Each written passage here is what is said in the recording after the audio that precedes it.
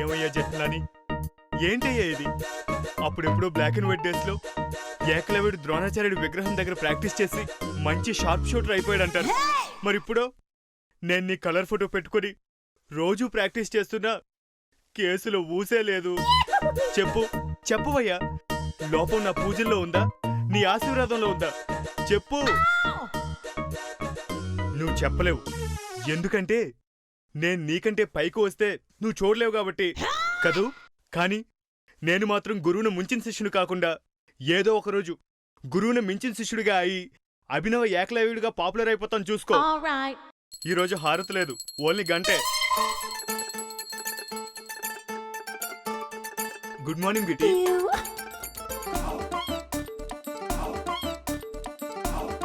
ఏమైంది బిటి? Good morning చెప్పగానే కాకిలా గైగైమని లేచేదానివి, కామ్గా ఉన్నావేంటి? అలా ఉంటే వెల్త్గా ఉంది బిటి. ఏంటి మూసుకొని వెళ్ళిపోమంటావా?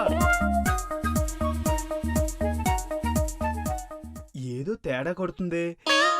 రోజు మాత్రం మొహంలో సీరియస్నెస్ ఉంది,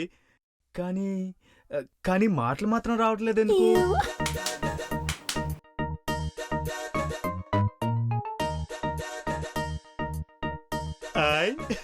బీటీ ఇది ఎలా ఉందో తెలుసా? యాంకర్ లొల్లడో వాగుతుంటే పాట వచ్చేదాకా టీవీ మ్యూట్ చేస్తాం చూడు, అలా ఉంది. మూతి పగిలింది. ఏంటి పళ్ళు ఊర్లే సంతోషించంటావా? బీటీ నీ గొంతులోంచి మాట్లాడలేదేంటి? అయ్యో దేవుడా, ఇది ఎలా సాధ్యం? ఎవరికైనా నిద్దట్లో మెడో తొడో పట్టేస్తుంది, కానీ నా బీటీకి గొంతు పట్టేసి పెగలట్లేదే.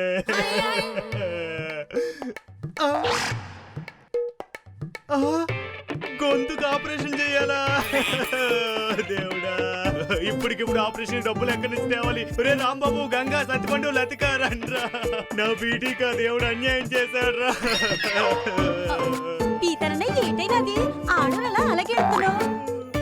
ఇంటాడోళ్ళకి జరగకూడదు జరిగితే ఇలాగే ఏడుస్తారమ్మా. ఎప్పుడు నువ్వు ఏడ్పిస్తూనే ఏడ్చేవాడు, ఇవాళేంటి నువ్వు కామ్గా ఉన్న ఏడ్చేస్తున్నాడు? తను కామ్గా ఉన్నందుకే ఏడుస్తున్నాను లతిక. రాత్రి ఒక అపశృతి జరిగి వాకువేన మోగబోయింది. వీనేంటి మూగబోవడం ఏంటి? ఆ వీణ బీటీనే. నా బీటీకి నిద్రలో గొంతు పోయింది.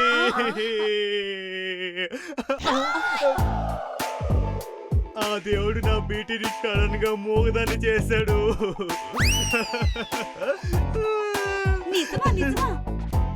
అదేంటి బావా, సుందరక్కకి మాటలు పోతే నువ్వు హ్యాపీగా పార్టీ చేసుకోవాలి గాని అసహ్యంగా ఏడుస్తావు.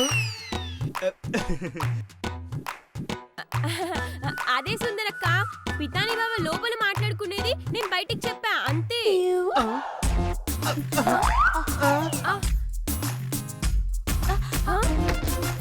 అదేంటి బీటీ అలా వెళ్ళిపోయింది?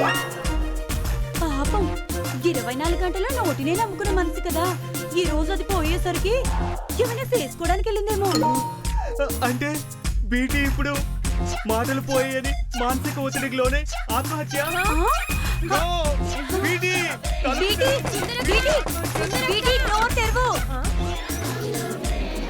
నాకు ఏమీ కాలేదు, ఇవాళ నేను మౌనవ్రతం.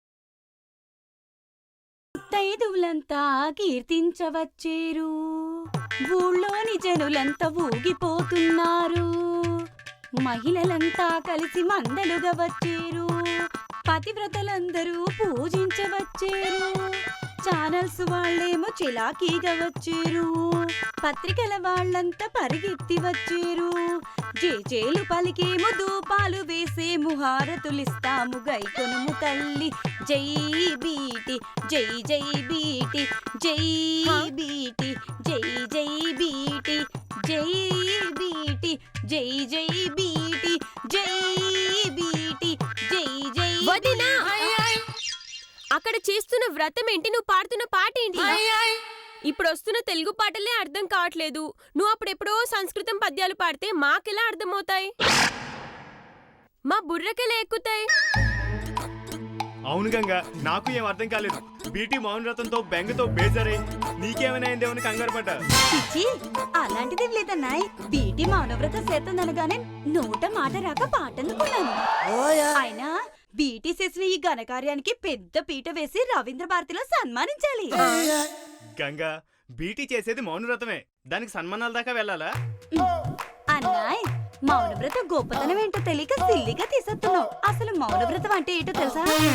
ఎందుకు తెలీదు, వాగకుండా కామ్గా ఉండడమే కదా. ఆ కామ్గా ఉండడమే. నువ్వు రేడియో జాకీగా కామ్గా ఉండి తెలుస్తుంది. అన్నాయ్, నువ్వు కోర్టులో కామ్గా ఉంటే తెలుస్తుంది. అంతెందుకు, మన సీఎం కామ్గా ఉంటే మన ఏపీ ఏమవుతుంది, పిఎం కామ్గా ఉంటే మన దేశం అంతా ఏమవుతుంది.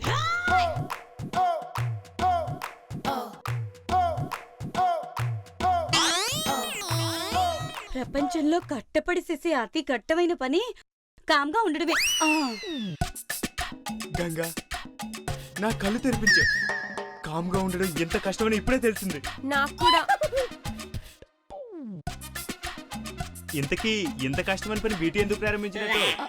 అవును బీటీ, అడగడం మర్చాను. దేనికోసం ఈ బృహత్తరమైన కార్యక్రమానికి సంకల్పించావు?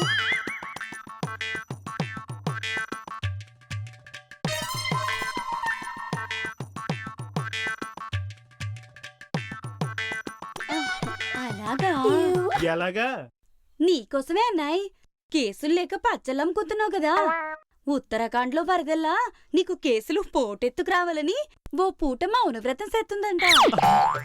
Thanks BT. ఆ సైగల్లో అంత అర్థం ఉందా వదినా? దాన్ని మేం కనుక్కోడానికి ఎంత కష్టపడాల్సి వచ్చేదో. దాంట్లో అంత కట్టమే ఉంది. మామూలుగా అయితే బీటీది నిజమా అనగానే నిజాం కాలం దాకా వెళ్లి నాంచుతూ వాగేది. కానీ ఇప్పుడు ఒక సైగతో ఆపేసింది కదేటి. నువ్వు చెప్పేది నిజమే గంగా. ఎంతని నువ్వు మౌనవ్రతంలో పీజీ చేసావు కదా, ఇలాంటి సైగలు ఈజీగా క్యాచ్ చేయగలవు. అవును వదినా, సుందరక్క వ్రతం వల్ల ఇల్లు సత్రంలా కాకుండా ఇల్లు ఇల్లులా ఉంది. మాకీ భాగ్యం ఎన్నాళ్ళు కనుక. అవును బీటీ, ఎన్ని రోజులు ఈ మౌనవ్రతం? 1 సంవత్సరమా? కాదు, ఒక్కరోజు. ఒక్కరోజేనా? ఏటన్నాయ్, ఒక్కరోజు అంటే మాటలా? బీటీ ఒక్కరోజు మౌనవ్రతం చేస్తే 100 రోజులు మౌనవ్రతం చేసినట్టే. అవునవును, 100 మంది మాట్లాడేది తను ఒక్కతే మాట్లాడుతుంది కదా.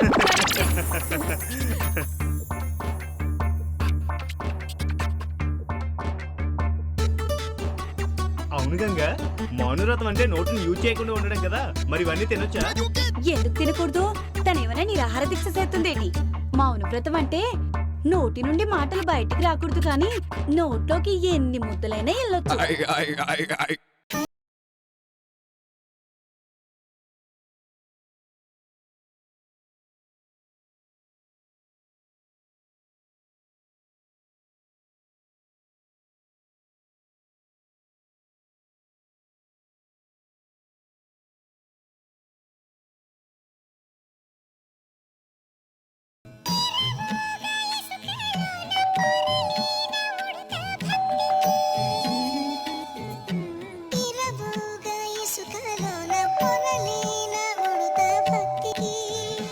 లతిక, ఎవరో వచ్చారు చూడు. నాన్న ఇక్కడ బట్టలు ఉతుకుతూ బిజీగా ఉన్నాను.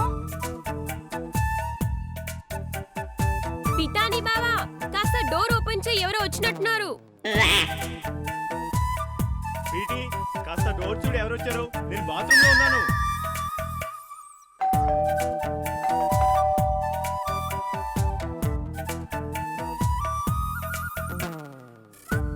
Good morning madam.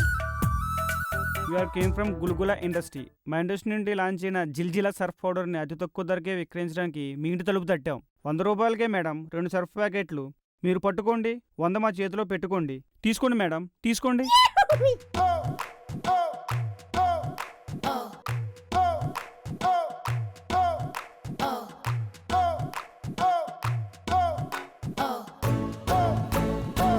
మేడం మీరు ఏం చెప్తున్నారో నాకు అస్సలు అర్థం కావడం లేదు.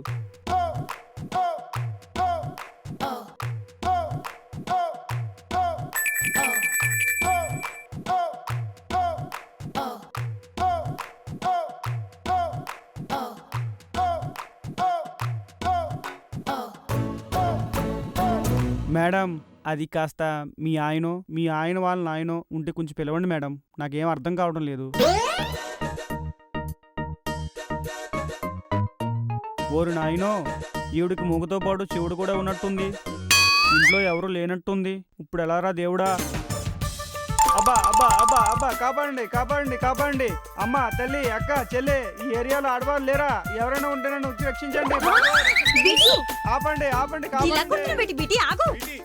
సుందరక్క, సుందరక్క, ఎవరితను పిచ్చుకోకుండా కొట్లాడుకుంటున్నావేంటి? బీటీని అడిగితే ఏం చెప్తుంది? వాడిని అడిగితే తెలుస్తుంది. ఏమయ్యా, ఏం మాట్లాడడం మీ బీటీతో? నేనేం మాట్లాడాను సార్, 2 సర్ఫ్ ప్యాకెట్లు 100 రూపాయలు తీసుకోండి అని ఒక 4 ముక్కలు చెప్పాను అంతే. అబ్బే, నువ్వేదో అబద్ధం చెప్తున్నావు. దానికి ఎందుకు కొడుతుంది? మళ్ళీ గుర్తు తెచ్చుకో. గుర్తొచ్చింది సార్, ఈ సర్ఫ్ ప్యాకెట్ తీసుకోమంటే ఏదో సైకిల్ చేసింది, నాకు అర్థం కాలేదు. ఈ చెవిటి మూగా ఉన్న చౌకేసి తగిలిందేంటబ్బా అనుకున్నా. బాగుందయ్యా, బట్టలు ఉతికే సర్ఫ్ అమ్మడానికి వచ్చి నువ్వు ఉతికించుకున్నావు అన్నమాట. అవును మేడం, ఈ సర్ఫ్. ఏంటయ్యా మళ్ళీ సర్ఫా? అంటే 2 రౌండ్ ఆశిస్తున్నావా? అబ్బే అక్కర్లేదు సార్, ఇంకో ఇల్లు చూసుకుంటా. బాగుంది బీటీ నీ మౌన రథం. అదే నీ వ్రతం కింద పడి ఒకటి మృతి చెందేవాడు మేము రాకపోయింటే. నీ వ్రతం వల్ల కేసులు వస్తాయంటే ఎలాంటి కేసులైనా ఏంటి? అదేం కాదు బావా, మాటలు లేక అండర్స్టాండింగ్ ప్రాబ్లం వచ్చి వాని 4 పీకింది అంతే పాపం. అవును అంతే అన్నాయ్. అయినా రాత మొదలెట్టిన వెంటనే కేసులు వస్తాయేటి? విజయవంతంగా పూర్తి చేశాక వాటంతగా అవే వస్తాయి, చూస్తూ ఉండు.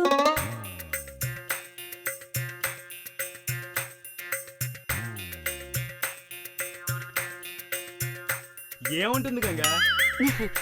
ఏమందంటే, గంగా నువ్వున్నావు కాబట్టి నన్ను సులువుగా చెప్పగలుగుతున్నాను, లేకుంటే ఈ మట్టి బుర్ర అంటే నిన్నే ఈ మట్టి బుర్రకి ఎక్కించేలోపు దేవుడు దిగొచ్చేవాడు అంది.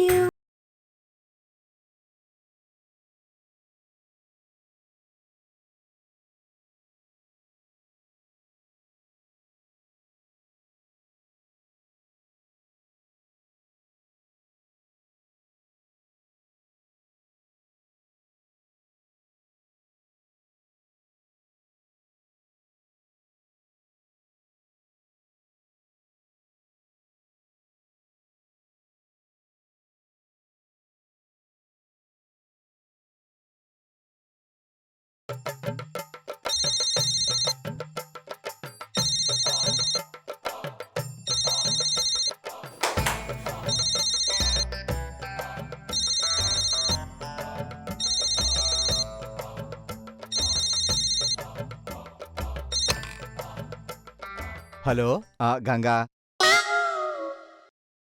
హలో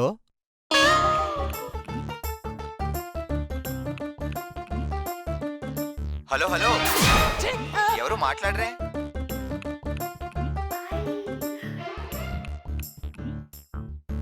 హలో హలో, ఎవరు మాట్లాడరేంటి?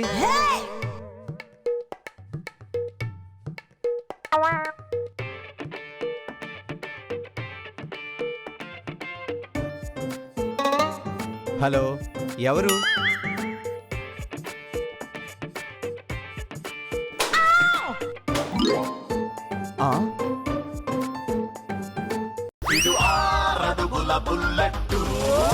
ఏంటిది?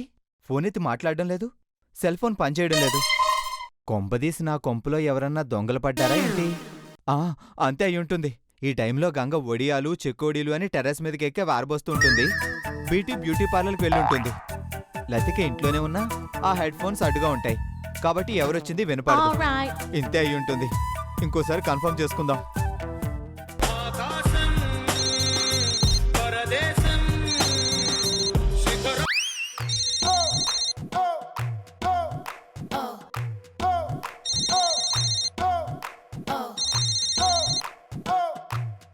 అయ్యో ఫోన్ మోగిపోతుంది, కానీ ఈసారి ఎలాగైనా మేనేజ్ చేయాలి.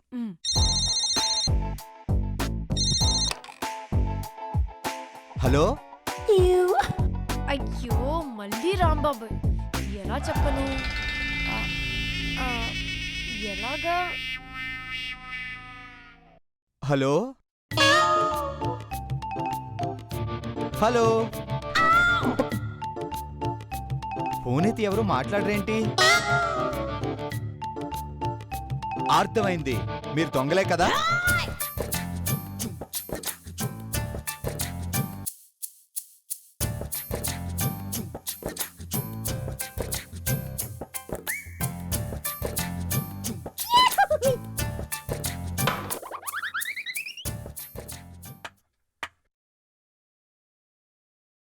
ఏంటి, దొంగలు కాదా?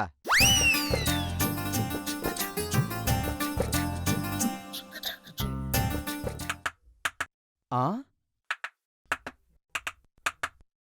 అమ్మయ్యా, ప్రాణం కుదురు పడింది. ఇదేదో నోటితోనే చెప్పొచ్చు కదా, ఈ టెలిగ్రాఫ్ కోడ్ ఎందుకు యూజ్ చేయడం?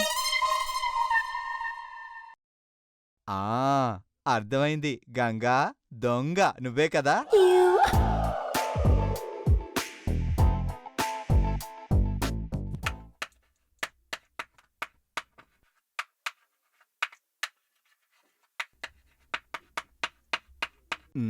ఈ గీకుడు భాష ఏదో బాగుంది. దీని అర్థం నాకు ఐ లవ్ యూ చెప్తున్నావు కదా.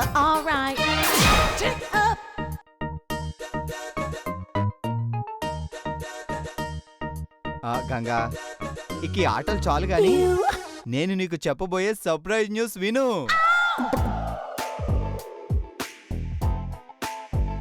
ఇవాళ మనం ఐమాక్స్ లో సాహసం సినిమా చూడడానికి వెళ్తున్నాం. బీటీ, పితాని, సత్తి, లతిక ఈ తొట్టిగం కళ్ళు కప్పి వెళ్తున్నాం. వాళ్ళు గనక నేనేమన్నా అడిగితే ఆధార్ కార్డు తీసుకోవడానికి వెళ్తున్నాం అని చెప్పు. ముఖ్యంగా బీటీకి తెలియకూడదు, అసలే అనుమానం పక్షి.